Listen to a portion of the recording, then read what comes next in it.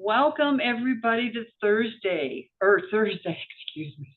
It's Friday of the Small Business Conference already. It's nice to see some familiar names. So today's session is virtual, and we're wrapping up with an amazing prize, a $500 Amazon gift card, which is sponsored by our vendor EBSCO. So no need to grab tickets today like we have the past several days. Your presence in each Zoom session automatically enters you in a drawing. So the more sessions you attend, the more chances you have to win. The winner will be announced on Monday, so keep your eye on your inbox. Good luck and enjoy the session. I am Regina Crandall, the Small Business and Employment Resources Librarian at the St. Louis County Library. Thank you for joining us for a presentation by Ben Terrell. Do I say it, is it Terrell, Ben? It's Terrell, but Terrell. I'll answer I to anything, apologize. so that's okay. Of FranNet on franchise ownership. So this session will be recorded, I believe. It's already said that it was recording. Fantastic. Will be recorded and posted to the St. Louis County's YouTube channel shortly. So Ben Terrell is the owner of FranNet here in St. Louis. So FranNet matches entrepreneurs with business ownership opportunities in the franchise space. They work around 300 different franchise brands, curated across a variety of different industries and price points, and utilize a process to make sure their clients zero in on businesses that match their backgrounds, work styles, goals, and preferences. Their services are free. So Ben has owned the FranNet office here since 2019. Before that, he was a FranNet client, and before that, worked in a variety of sales and sales management roles. He graduated from the University of Missouri and lives in West County with his wife and young son. Welcome, Ben. Well, thank you very much, Regina. I really appreciate the opportunity to be here. I was a part of the in-person session at the library yesterday and really enjoyed it very much. This is quite an endeavor on the part of the library, and I have to give them kudos. I saw people that were hastily taking notes and running back and forth among the venues yesterday, and know that this is all good quality information, and we should all be grateful to have a library system that is forward thinking enough to put something like this on. So I really appreciate being a part of this. Um, as Regina shared, I, there we go. As Regina shared, my name is Ben Terrell. I am the owner of a business here in St. Louis called FranNet.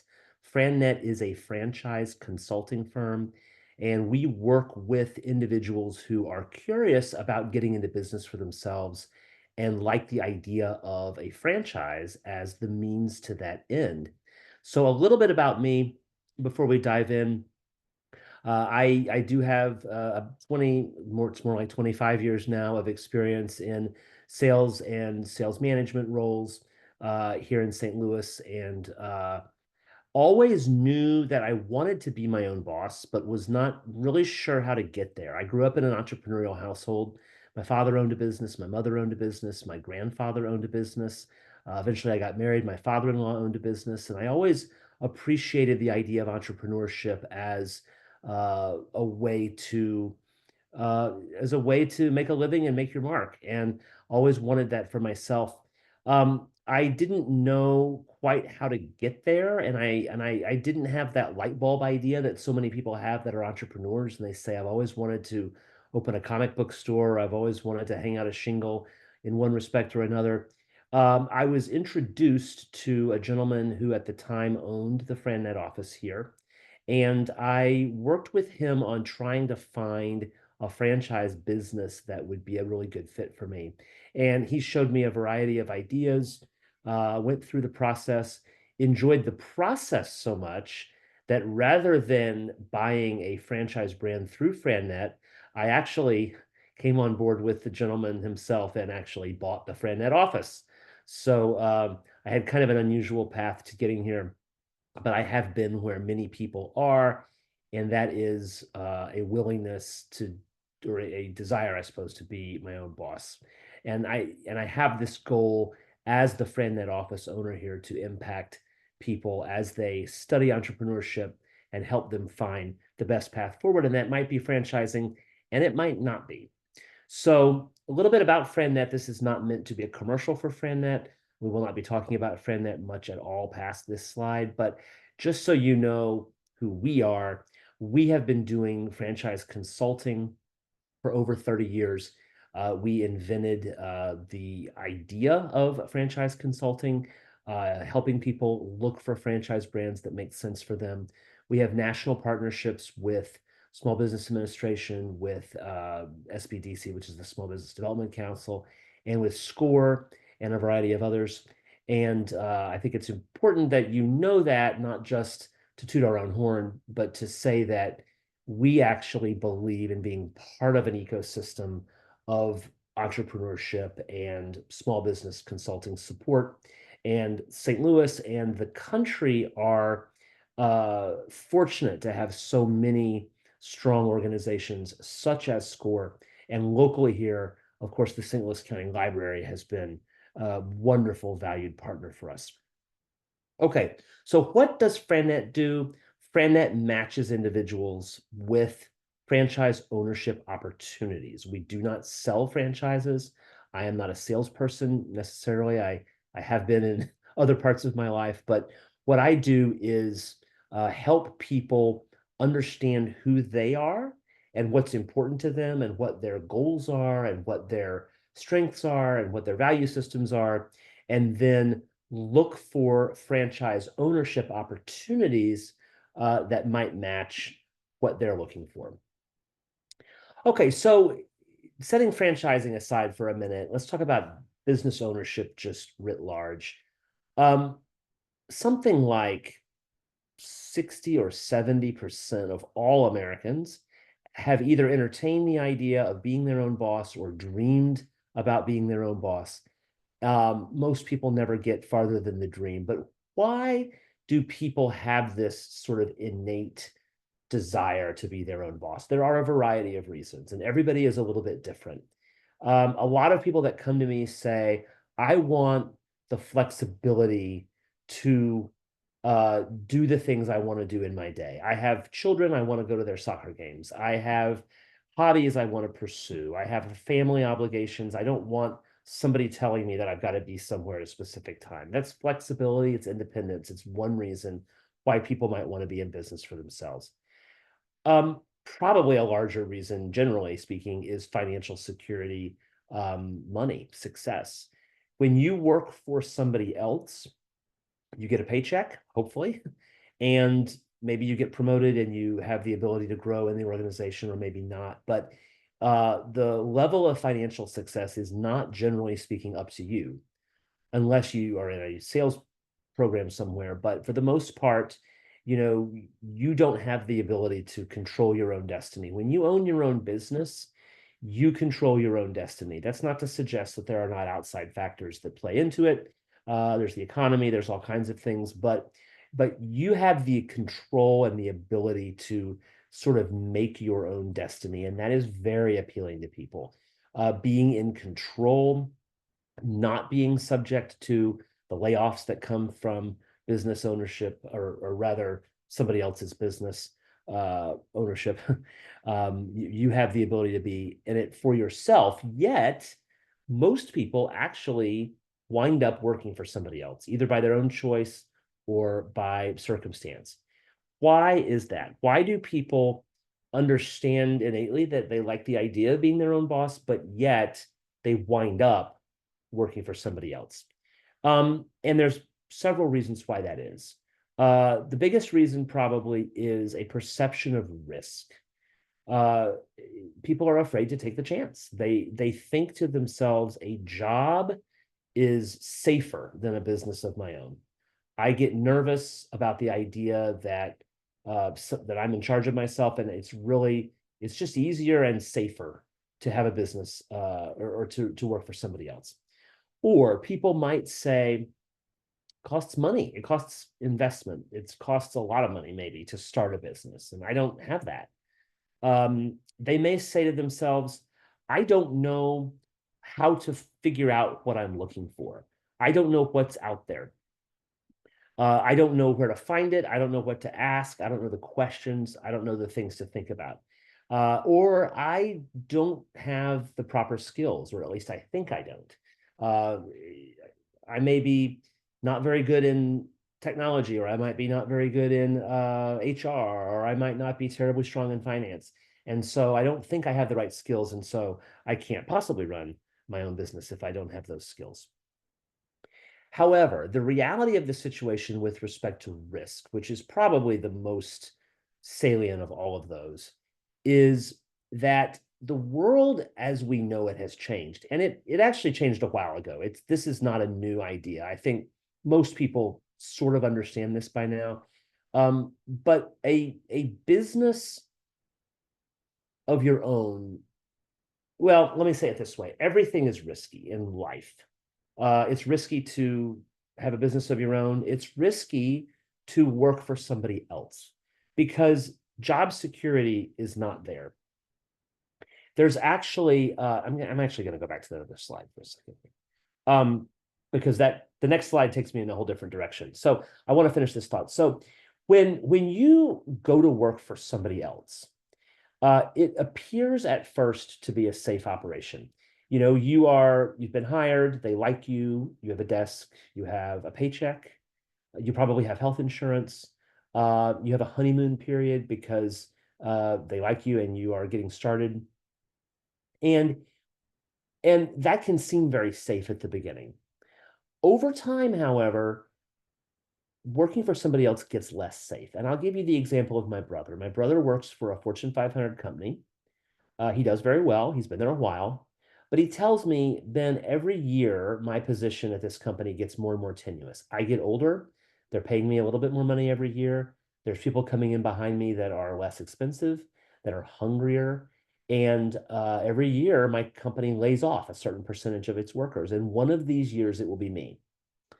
So even though working for this big corporation started out and it felt safe, over time, it actually got less safe and it continues to get less safe. When you start a business of your own, it's also risky. But generally speaking, and of course, there's outliers to both of these, but generally speaking, the riskiest time is at the beginning.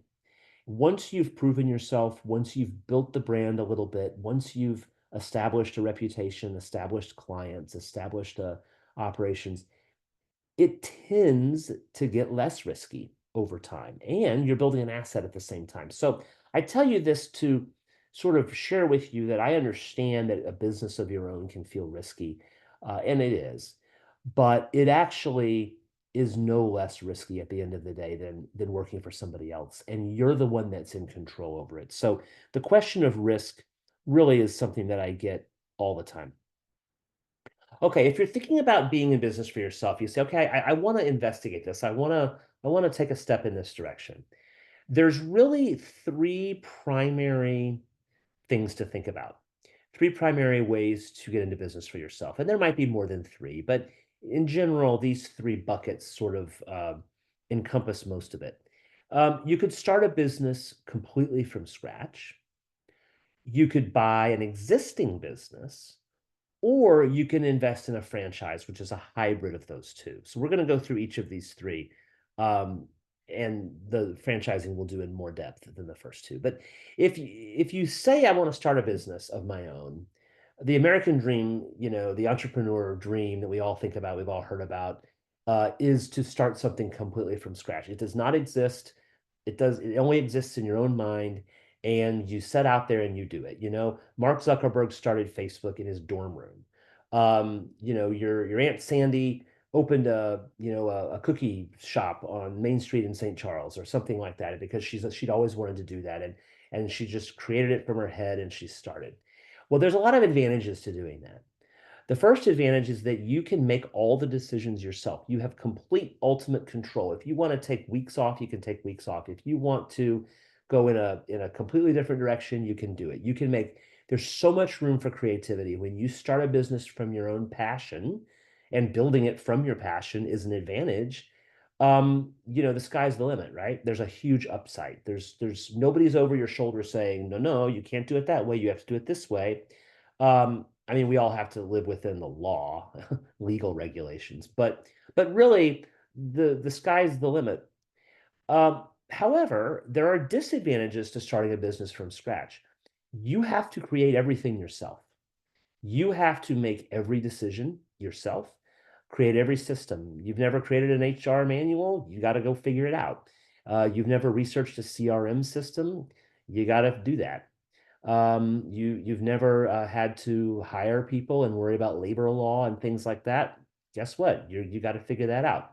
So some people, by the way, relish those things, but for other people, that's a disadvantage. You have very little support when you're on your own. Hopefully, you have friends and neighbors and colleagues. But there's a slow ramp up for that reason. I mean, it takes a long time to get a business of your own off the ground if you're doing it with some degree of intelligence. I mean, now some people start a business and squander around and wind up failing because they haven't done these things properly. Um, but it can take a while, and there is a high failure rate of businesses that start completely from scratch. It's well over 50%.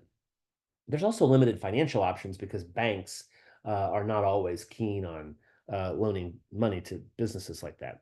So anyway, advantages and disadvantages. So maybe you say, okay, well, I'm not going to start something completely from scratch. Maybe I'll buy an existing business. So this is a powerful way to get into business for yourself. My father-in-law, for example, started or rather, he bought a manufacturing business.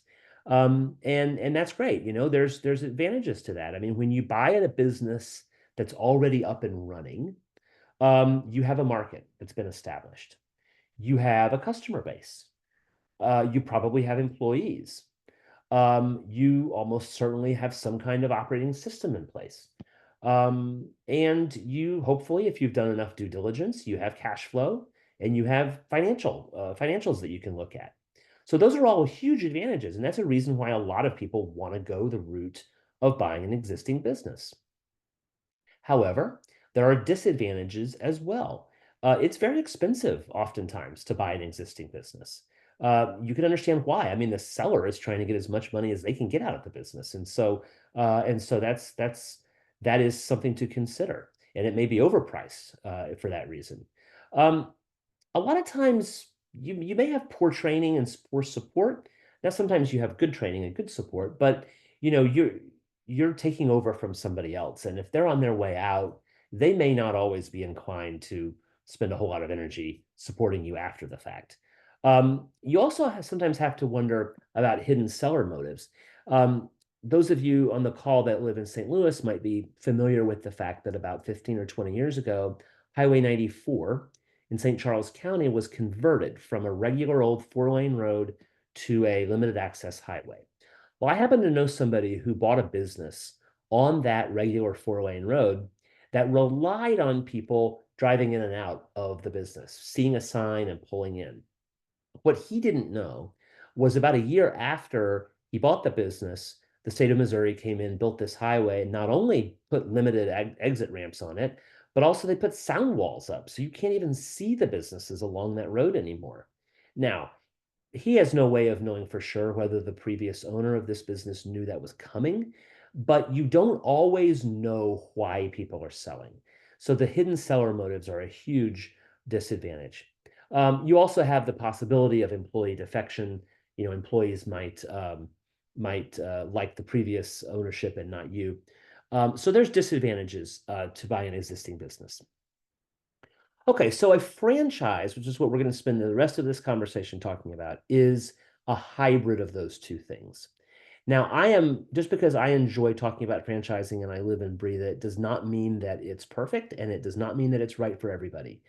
Just like the first two ways of starting a business, there are advantages and disadvantages to buying a franchise. So some advantages include many times name recognition and brand presence.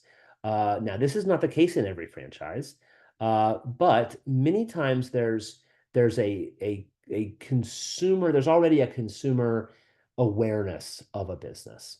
So if you're starting something from scratch, you wouldn't have that. You also have the trademarks and the brands that come from the fact that with a franchise, you are investing in a system, a proven business system. This is the key to franchising, period. And that is the fact that a franchise brand somewhere has created a systemized approach to doing business. If you do A and then you do B, you'll get C 9 times out of 10 if you do it correctly. If you want to hire somebody, here's a hiring portal. If you're going to market yourself, here's all the ways that we've done it, and we will support you in doing it. They'll train you on how to do that. They will support you on how to do that, and they will make all of these systems available to you. So you don't have to reinvent the wheel with a franchise. You can walk into it and know that there are certain things already in place. Even though you are your own boss, it is your own business. Many of the decisions are up to you. Most, almost all, some of them are not, because people have taken the time and effort to create something. Franchises have a significantly lower failure rate than businesses that start from scratch. Franchises are attractive to lenders because they can see a history. They can see that if you're opening brand X in St. Louis, they can look at brand Y that's been open. Well, they can look at another example of brand X in Kansas City or Chicago or Dallas or Denver and say, okay, well, this one is doing this well, and the markets are the same, and so we can feel more comfortable lending money. There's also a franchise disclosure form. We're going to spend 5 minutes and 2 slides on the franchise disclosure form itself, but this is really important because franchise brands are required by law to disclose many aspects of their business. And it is to your advantage as a potential owner of a franchise that you have the ability to study what their systems are, how they work, what is what their obligations of you are, and vice versa, et cetera, et cetera. So the disclosure is a huge advantage. You also have the franchise family. So FranNet, for example, is a franchise system, and I am an owner within FranNet here in St. Louis, but there are lots of other FranNet owners out there, and we go back and forth. We help each other. If I have a question about something, I'll call Mary in Dallas, or I'll call Charlie in Seattle, or I'll call Blair in Los Angeles, and I'll say, "How did you do this?" And let's talk through it. And they'll do the same with me. We'll share things together. We support each other. It's a family. A lot of times people think about franchising just as the relationship between the franchisee and the brand, but really the relationship with your fellow franchise owners is key to success. Okay, so there are disadvantages, as I said, as well to franchising. And one of the bigger disadvantages is also the same thing as an advantage, and that is the fact that there is a system. Now, the system can be great if the system matches who you are and what you want to do and how you think about things.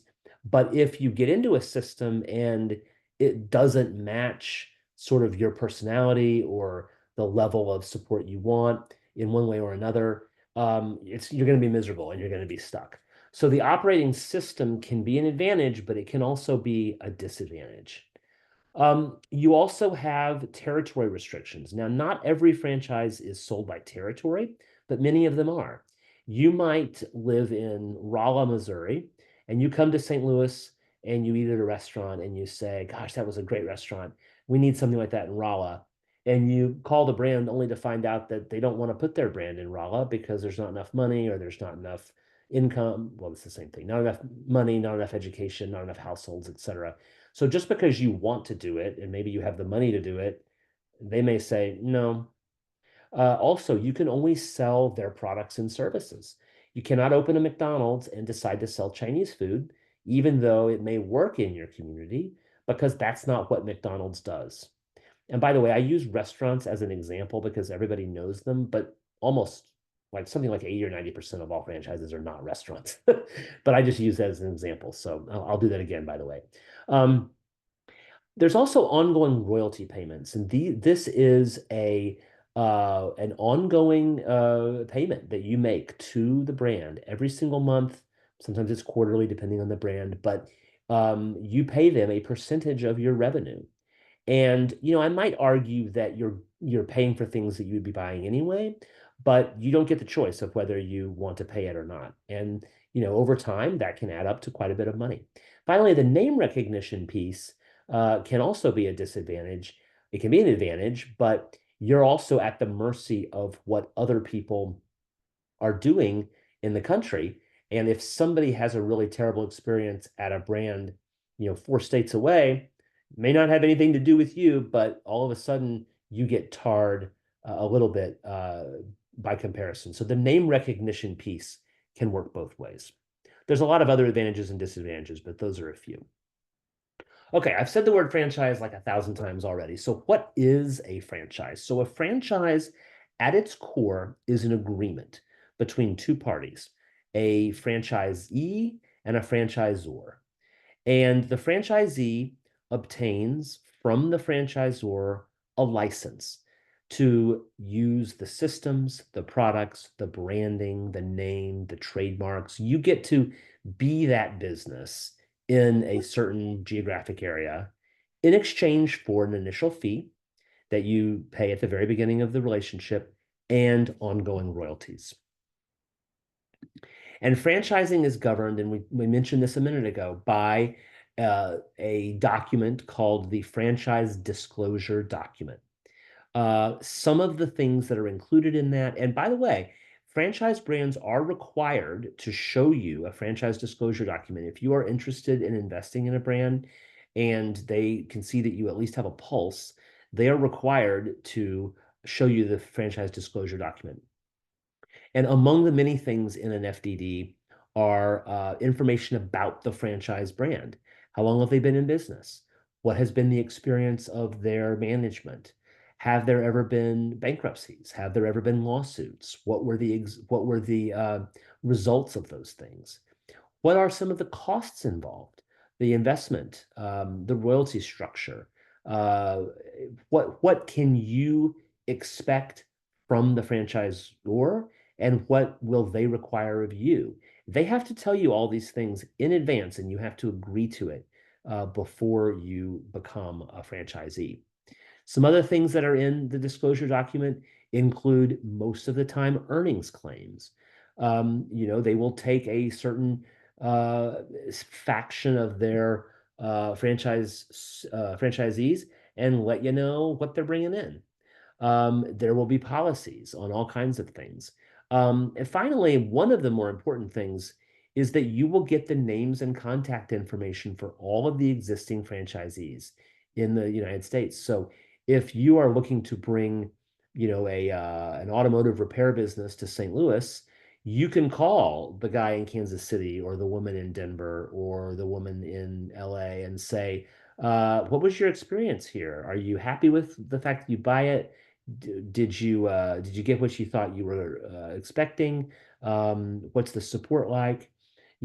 Most of the time, the people will say that it's great, and sometimes they won't. And it's important in terms of research to have the ability to do that. Okay, so franchises are not all the same. And even though I've been talking about restaurants, there are franchises in many, many kinds of systems. And in a little while, we're going to get into that in more detail.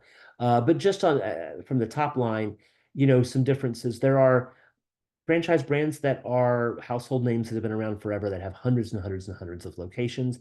There are some that are brand new. They have many fewer. Some of them are very well established with very structured systems. Some of them are newer with more flexible systems. And sometimes the older ones have flexible systems and the newer ones are more structured. But, part of what you are going to want to know, part of what you're going to want to do is learn in advance which of those things appeals to you. Also, some of them are more expensive than others. Now, how would you go about thinking through how you would select a franchise to look at? The way a lot of people do it, the way almost everybody does it, is what I call the vending machine approach. And you know what this means. If you're in an office building or a hospital or something and you have 5 minutes for lunch and you have $2 in your pocket. You walk to the vending machine and you pick out some cookies or some chips or a sad little piece of fruit, and because that's what you can afford. You might say, well, what looks good out of this list? You know, that's how most people select a franchise. That is absolutely not the right way to select a franchise. The better series of steps is to go at it from sort of the bottom up rather than the top down. First of all, you have to look at who you are yourself. Who are you? What makes you tick? What are your values? What are your goals? Not just how much money do you want to make, but do you want to spend time with your family? Do you want to spend time anywhere but your family? Do you have a particular set of professional goals you want to meet? Are you driven by this, that, or the other?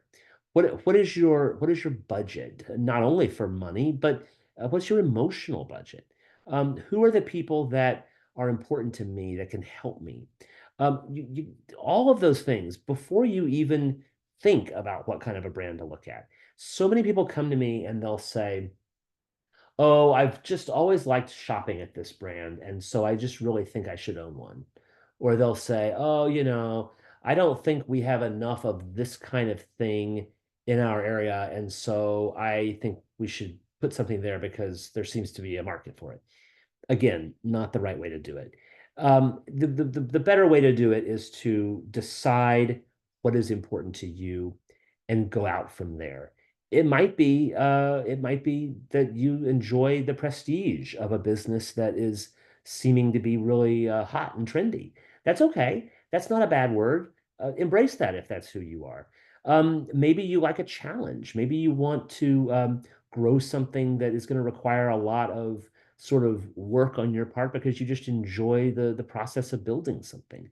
Maybe you want to build equity for retirement. You want to just bank as much money as humanly possible. That's okay too. That's not a bad word. Maybe you want time for your family. Maybe you want control. The point is that different franchise systems speak to different desires and different goals, and it's important that you know that ahead of time about yourself because otherwise you're going to get into something that doesn't match you. Another thing to think about is what are the skills that I bring to the table? Yes, a franchise system is going to help you in many of these regards, but also if you are strong in customer service or in sales or in operations or in financial management or in marketing or in anything, um, you know, uh, it is possible to marry the skill set that you bring to the table with a franchise that draws on that skill set.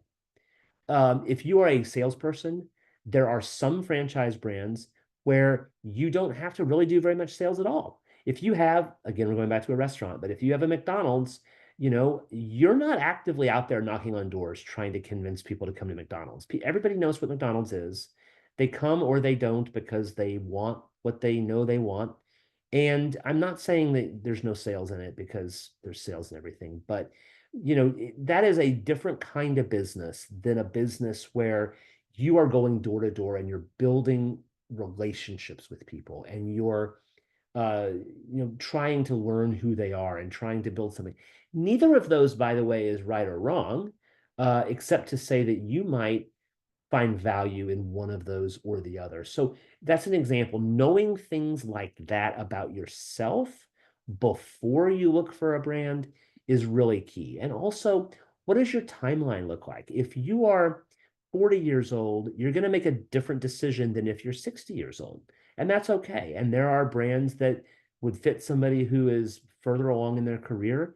And there are brands that fit people that have a long time to scale something up. And this is a process that, again, I take people through when I do something, but you don't have to have me. But if you wanted to work with me, I would take you through this modeling process of what kinds of things are important, not just who am I, but what do I like? What do I want to do? What kinds of customers do I want to work with? Do I want to work with mom and pop America, or do I want to work with other businesses?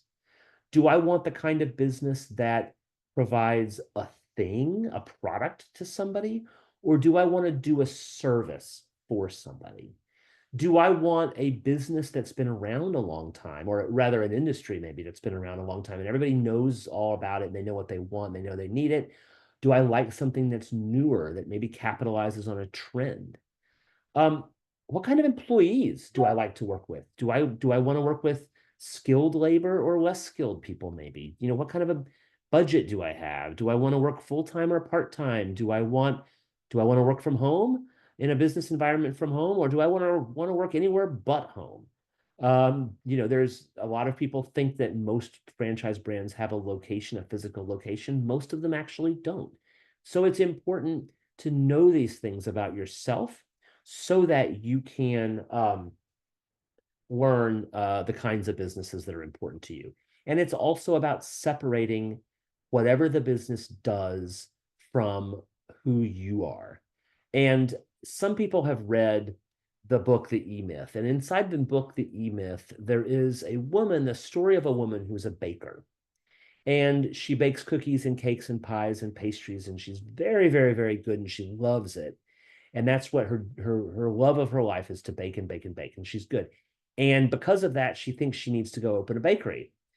Well, when she goes to open the bakery, she soon realizes that she needs to do sales and advertising and marketing and HR, and she needs to buy the insurance, and she needs to contract with the cleaning company. And she winds up having to hire somebody to bake cookies. That's what she wants to do. Well, she shouldn't have opened her own bakery. She should have been a really, really strong baker for somebody else. Because when you own a business, you are by and large not doing the thing, you are running the operation. Now, having said that, there's exceptions to every rule. But thinking about that is important, because so many people think they have to have the world's greatest skill and the world's greatest passion for something. That's not the way to think about it. Now, within the concept of franchise ownership, there are two primary categories. The one category is to be an owner operator, and that means that you own the business, you're in it full time, you work more or less 40, 50, 60 hours a week, sometimes 80 or 100 hours a week. You're running the business, and that's wonderful, and that's one way to do it. And another way to do it is through a mechanism known as semi-absentee ownership. Now, this is something that has become more and more popular in the last few years, because people really are looking for ways to diversify their income stream. They're looking for ways to have a second form of revenue coming in. At the slightly lower levels, people talk about side hustles. They talk about driving for Uber or delivering groceries. They talk about, doing an arts and crafts business on the side or something like that. That is a semi-absentee. It's a way to be in business sort of part-time. And it's very popular for people that already have a job. Maybe you like your job and you don't want to leave it, and you just want something on the side. And generally, when you do that, you are hiring a manager who runs the day-to-day operations. And the example that I always give here are the haircut places, the Great Clips. If you own a Great Clips, not only are you not cutting hair, you're not even managing the people that are cutting hair. You're managing the manager who is managing the people that are cutting hair. That's not a full-time job. Now, if you wanted to own 6 of them, it's probably a full-time job. But this can be a good way to get into business if you want supplemental income, if you want some security. Maybe you're nervous that your job that you really like is going to go away someday, and you want to get ready with a plan B. Sometimes it's a multi-generational play if people are trying to build something up for their kids or something like that. And what it does is it allows you to keep your job. It allows for to hedge your investments, to hedge your bets. Now, in order to do it, you have to have the kind of job that gives you flexibility, because there are always going to be issues that are going to come up at 2 o'clock on a Tuesday that you have to figure out. And if you have a job where you're clocking in and out and somebody is monitoring every bit of your day, it's going to be really, really hard to do a semi-absentee business. Semi-absentee is almost never just nights and weekends. You might get a lot of your stuff done on the nights and weekends, but you've got to have some flexibility in your day. And some segments, we talked about hair care and beauty, fitness. There's a lot of gyms and things like that that are semi-absentee driven. A lot of service brands, a lot of home services, which are very popular right now. The painters, the plumbers, the HVAC, the landscapers, everybody that comes into your home, house cleaners, and even other kinds of services like tutoring and education and things like that. All of those kinds of things can be semi-absentee in nature. I have property management on here, and I don't know why. I mean, yes, that is, but that's kind of an odd example. Okay, so what are some myths? So okay, there's a lot of myths about franchising. I mean, because most people in the world think that they have an idea of what franchising is, and I'm here to gently push back on some of those myths. The first myth is that franchising is only fast food and retail. It is what you see when you drive down Manchester Road in St. Louis, and there's a restaurant over there, and there's a retail shop over there, and there's a car wash, and there's uh, a store of some kind, and that's what franchising is. Well, the reality is different. There are franchises across many, many kinds of categories, not simply what you see when you drive down the street. In the US, there are over 3,000 franchise brands. That number surprises people a lot of times. They're in over 90 industries, and it's all over the map. You can see on here, there's business, there's all kinds of services. And some examples I'm going to put on this slide. So, for example, the automotive brands, these kinds of things are franchises.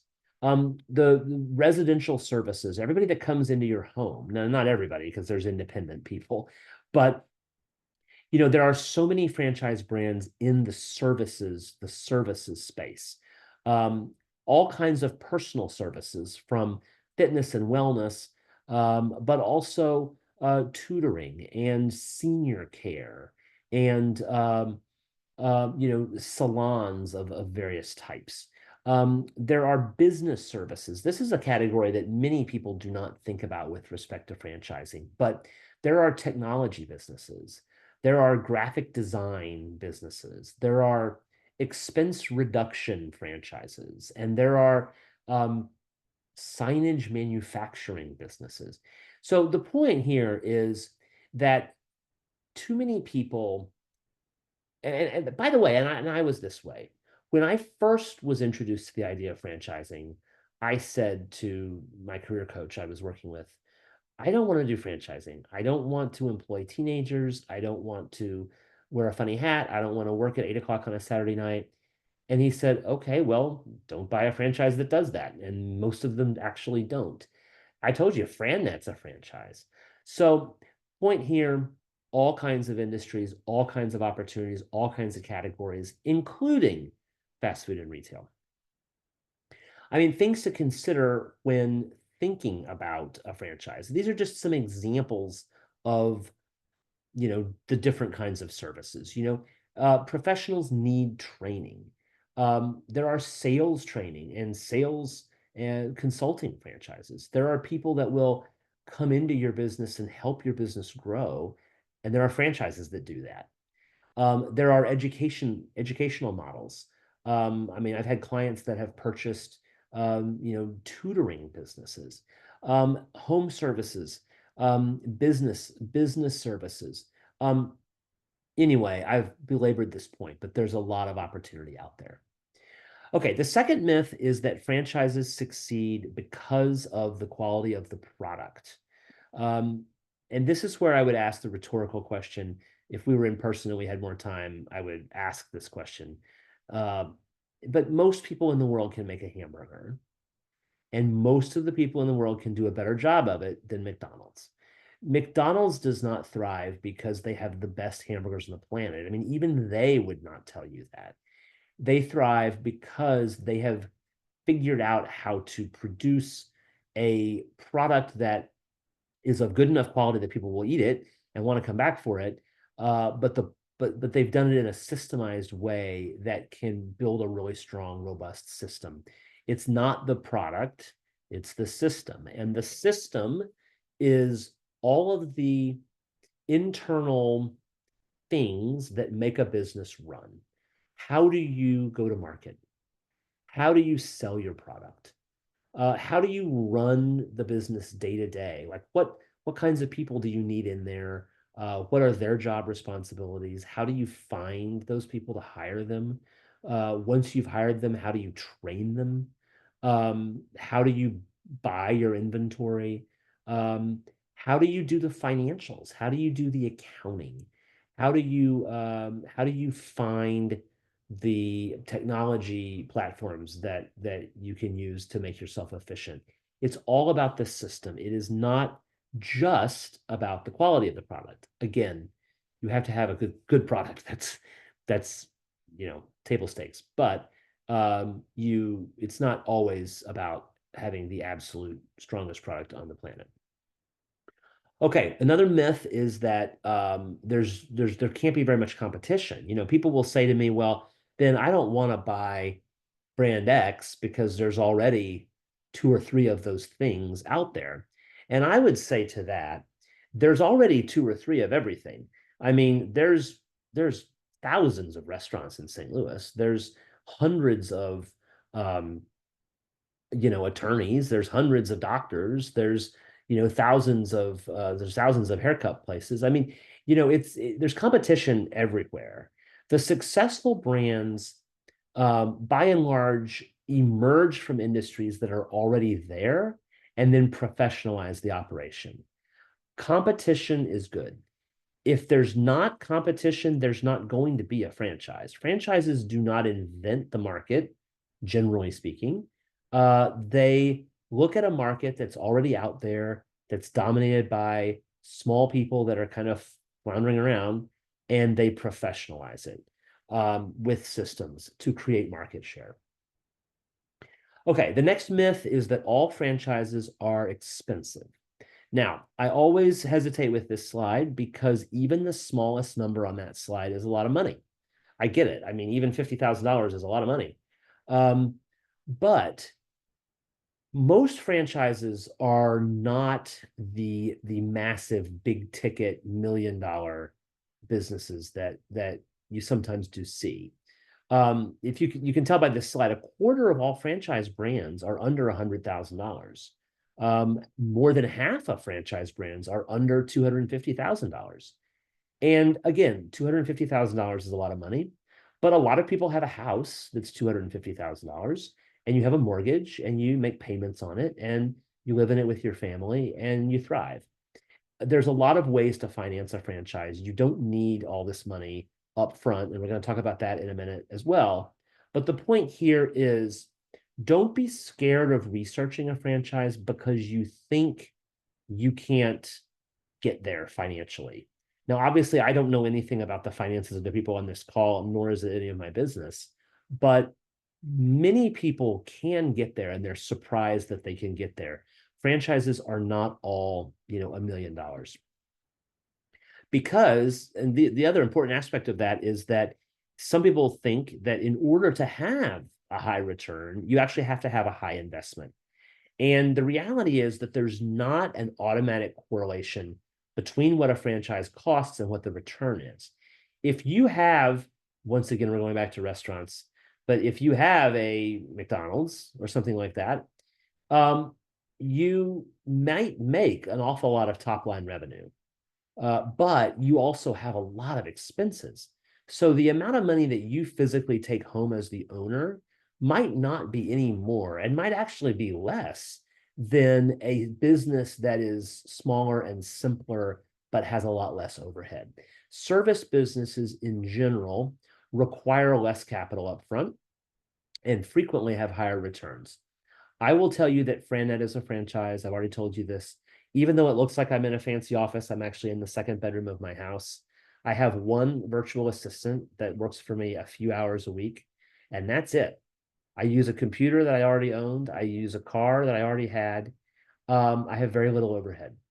And so that's an example of being in a franchise system that does not have a lot of moving parts to it.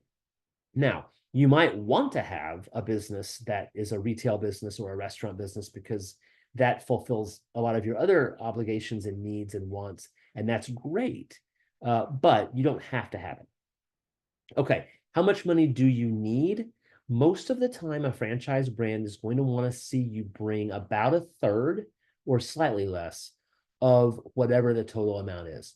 So if a franchise investment just is $100,000, just as a round number, they would want to see somebody bring about 25 or 30,000 of that. And then you can finance the rest. And there are a number of financing sources. Um, most people look pretty quickly to banks, banks and lending institutions, including SBA-backed loans through banks. But other people do other things. A lucky few might have the entire amount in personal savings. Good for you. Sometimes people have partnerships that they form with friends and relatives, and maybe somebody is the financial partner and somebody is the operating partner. If people own a home, they might use a home equity line of credit. I mean, people's home values have been going up a lot recently. There's also ways, there's seller financing occasionally on resales, but there's also ways to utilize your retirement accounts. Now, this is the one slide that I'm going to talk about this, and I'm going to let you know that I am not an expert in it. And the caveat here is consult with your advisors. But I will tell you that a number of clients of mine have done this. They've established a C Corp. They've established a retirement plan. They've created stock, and they've used that to invest in a franchise. It's called the ROBS program. And I used to know what that stands for. And if I thought about it a minute, I would probably remember rollover, something, something. It's something to think about if you want to go down that path. But the general overarching point is that there are a lot of different ways to get into business or to finance business, rather. All right. The next myth, industry experience is required. I can't possibly run a gym if I've never run a gym. That's a myth as well. Franchise brands are not looking for necessarily people that have a lot of experience in their industry. They will train you on the industry. They will train you on what it is, how it works. Sometimes they actually don't want people with a ton of experience because they want to train you in the way that their system operates. They like people that will understand the value of a system, appreciate it, and want to be in it. And sometimes I have to gently send clients away because they prove that to me and to themselves that they're really not very good at being within a system. And I will tell you that if clients, this is a funny story. It's not funny, but it happens. Sometimes I'll have clients where I'll ask them to get on a call with me and they'll say yes, and then they'll cancel.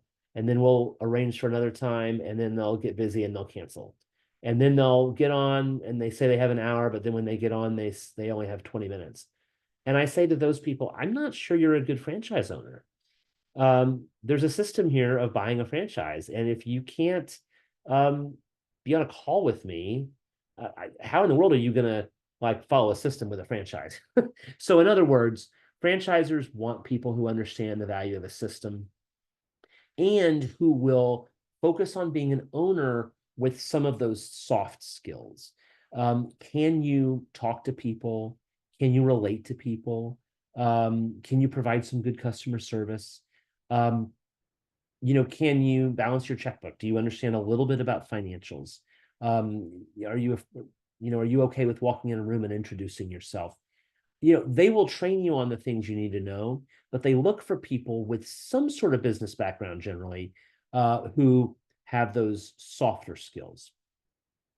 And franchising as a general works because of the systematic approach that we've talked about. I'm not going to reread that. That's kind of a duplicate slide. When you are in a franchise system, you are your own boss. You are in business for yourself, but you are not by yourself. You are You are a part of a system that that helps you grow and helps you uh, and helps you start on second base, so to speak. The process, this is going back a little bit to FranNet for just a minute to wrap up, but it's not really about FranNet. It's really about what the process is in general. And I, as a FranNet person, could take you through this, but you can also understand it yourself. How to do this is to develop a business model for yourself. That's everything we talked about up front. Who are you? What are you good at? What do you want out of life? What are your values? What are your preferences with respect to a business? Do you want this, that, or the other out of your business? Once you've learned that about yourself, and once you've figured that out about what you want, then look for franchise brands that match that model, not something that you just think might be fun. I mean, you want to have fun. I'm not trying to downplay that. You want to enjoy it, but just um, enjoying the sandwich at a sandwich shop somewhere else doesn't mean that you're the right person to bring that sandwich shop to your hometown. Look for franchises that match the model that you've set up for yourself. And then you'll be interviewing franchise brands. And I would always say interview more than one, interview several, and interview several in different kinds of industries. Don't do 3 gyms or 3 handyman services or 3 Mexican restaurants. Look for brands in different industries that you would find interesting and compare them with each other. And you can use the franchise disclosure document as a great way to do that. But interview these brands. They all have systems. It'll be a series of phone calls where you're talking about different aspects of the business. And then you'll be interviewing franchise owners. Okay, you've gotten halfway through this process and you really kind of like what you're hearing out of the franchisor, but let's talk to the owner over in Louisville, or the owner up in Omaha, or the owner, down in Dallas, and find out, from them if they're happy with what they're doing. You'll then visit the headquarters of the franchise. Occasionally it's virtual. I mean, they were doing this a lot during COVID virtually. More often than not, it's back to being in person. And I would encourage you to do it in person, even if they give you a virtual option, just because you want to see the culture of that organization. Get your funding plan in order. How are you going to fund this? You do a legal review with a franchise attorney, not just an ordinary attorney, not your brother-in-law that gets people out of speeding tickets. And I can find resources. I have resources for all these things if you wanted to call me. And then you get finally to that decision. This is about the FranNet assessment. I'm not going to dwell on it, except to say that however you learn about yourself, it's important to learn about yourself. We have an assessment that we take you through that talks to you about who you are, but you can also figure it out other ways. Build a business model, asking yourself lots of questions in the process, and read. Research online, read books. These are 3 of my favorites. There are 300 books on franchising. Talk to people you trust. Yes, your friends, your colleagues, your neighbors, but talk to your financial planner, talk to your attorney, talk to your banker, talk to successful people from business, whether they're in franchises or not. And if you know franchise owners, great, talk to them. But research. And I'm always available. You can research with me. This is how you find me. This is my phone number, my cell phone, so you can text me, you can email me. This QR code takes you to that assessment. If you wanted to just kind of dip half of one toe in the water and just learn a little bit about yourself, you can do that through that assessment. And I'm certainly happy to talk to anybody at any time, including right now, Regina, if there are questions, if there's anybody that wants to talk, I'm happy to do Any questions? We're taking any questions. In addition to Ben's QR code, I have a form. If you haven't had an opportunity to give any feedback on our conference and or this presentation, we would love to hear it. That link is in the chat. but we're taking any questions. If not, thank you all for coming. We appreciate it. And we have one more group of sessions this afternoon. We look forward to seeing you there. Thank you.